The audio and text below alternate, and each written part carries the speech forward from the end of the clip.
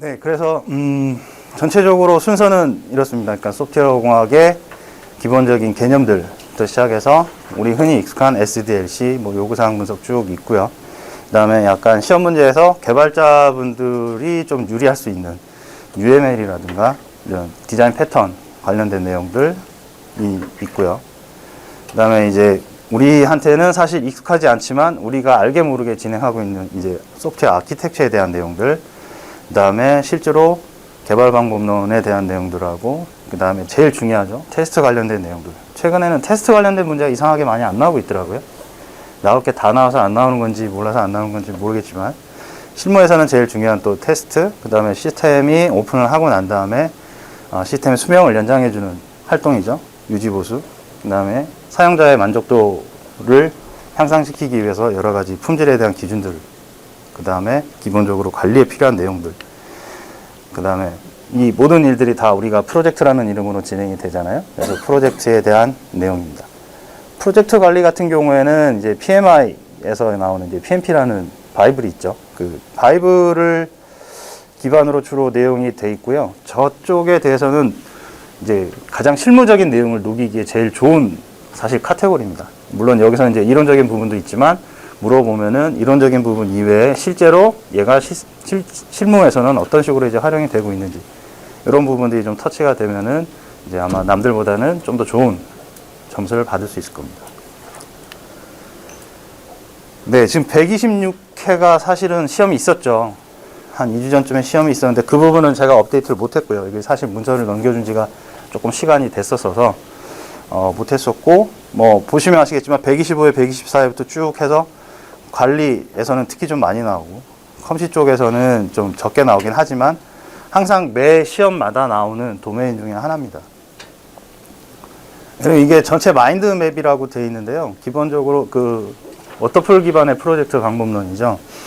요구사항 분석 설계, 그 다음에 개발, 유지 보수 하는 이제 요 사이클을 기준으로 해서 중요하다고 생각되는 도메인의 대분류 정도로 생각하시면 돼요. 이거 이외에도 구체적으로 들어가면 굉장히 많이 있겠죠. 그리고 이거 이외에 약간 변방에 있는 여러 가지 이제 이론적인 부분들도 있습니다.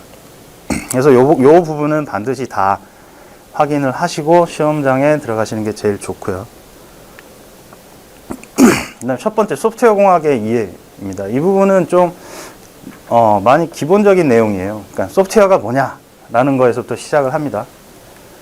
그래서 소프트웨어가 뭐냐라고 했을 때 이제 우리가 내리는 사전적인 정의는 뭐 프로그램이라는 걸 우리가 활용을 하게 되죠. 소프트웨어가 그 프로그램에서 뭐 개발도 하고 기획도 하고 운영, 유지보수에 이르는 전체적인 이제 과정 중에서 소프트웨어뿐만이 아니고 그 안에 포함되는 것, 여기 있는 제반적인 문서, 그 다음에 정보 일체를 포함하는 걸 소프트웨어라고 합니다. 동작하는 소프트웨어만 소프트웨어라고 우리 흔히 알고 있지만 실제 이론적인 개념에서는 제반되는 문서들도 포함이 되어 있다라는 부분을 꼭 유념해 두시고요. 그리고 이제 어떤 도메인이나 그 토픽, 주제들에 대해서 공부를 하실 때 항상 중요한 거는 정의, 그리고 거기에 수반되는 특징, 목적, 등장 배경 이런 거를 알고 계셔야 돼요. 그래서 기본적인 소프트웨어 개념에서도 이제 특징을 보자고 하면은 저희는 비비복복 변순무 해가지고 이제 두음 문자로 많기 때문에 따서 이제 외우는데 보시면 이해를 하실 수 있을 거예요. 비가시성, 복잡성, 변경성, 수능성, 무형, 장수, 복제 뭐 이런 용어들이 소프트웨어의 주된 특징이라고 합니다. 그래서 비가시성은 당연히 이제 다 아시죠. 소프트웨어는 동작을 하지만 실제 이제 유형의 이제 어떤 형태를 가지고 있는 게 아니잖아요. 그런 부분이고, 그러니까 복잡성이라는 거는 정형화된 구조가 없다. 그러니까 실제 동작하는 데 있어서 구조가 없다라는 거고, 뭐 기타 쭉 해가지고 읽어보시면 충분히 이해하실 수 있을 겁니다. 그 다음에 소프트웨어 분류 해가지고는 요 옆에 잠깐 나와 있는 게 기능이라든지 개발 과정이라든지 뭐 하드웨어 환경 이런 거에 따라서 이런 식으로도 분류를 하더라라는 거고, 여기 나오는 것 이외에 만약에 이제 소프트웨어 분류 체계에 대해서 설명하시오라고 나오면은 이거 이외에 본인이 이해하고 알고 있는 바대로 논리적으로 구성을 해주셔도 무방합니다. 네, 그 다음에 이제 소프트웨어가 나왔으니까 그 다음에 또 이제 시스템이라는 용어가 나오겠죠. 그 시스템이 뭐냐라고 했을 때 필요 기능을 실현시키기 위한 관련 구성 요소를 어떠한 법칙에 따라서 조합한 집합체다라고 되어 있는데 실제로 1차를 합격하시게 되면은 2차에서는 구두 면접을 보셔야 돼요. 구두 면접에서 이런 허를 찌르는 질문들을 실제로 합니다.